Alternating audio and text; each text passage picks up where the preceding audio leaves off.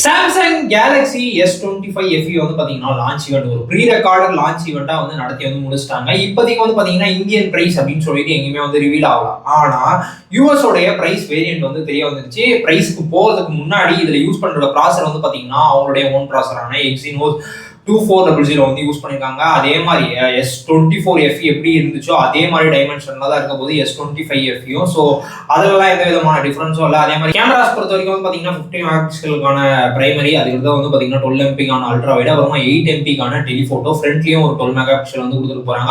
4900 mAh வந்து battery வந்து இருக்க போது, பாக்ஸ்ல வந்து சார்ஜர் இருக்க போறது இல்லை அப்படின்றதெல்லாம் வந்து நம்மளுக்கு தெரிஞ்ச விஷயம் தான். ஸோ இப்போதைக்கு இதோட யூஎஸ் பிரைசிங் வந்து பாத்தீங்கன்னா $649 வந்து பிரைசிங் வந்து பண்ணியிருக்காங்க. அப்படியே நம்மளுக்கு கன்வெர்ட் பண்ணோம்னா அரௌண்ட் 58,000 கிட்ட வந்து ஒரு 57,000 சில்லற 58,000 வரும். ஆனா அதே பிரைசிங் வருமா இந்தியாவில் அப்படின்னு சொல்லி கேட்டீங்கன்னா கிடையாது.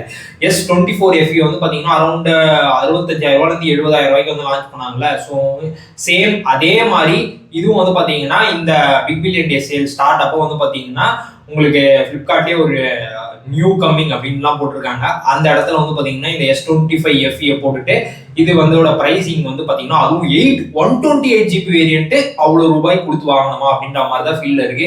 அப்படியே சாம்சங் பேஸ் வேரியன்ட் 256 வைக்கலாமேடா அப்படின்ற மாதிரி தான் எனக்கு பர்சனலா இருந்துச்சு.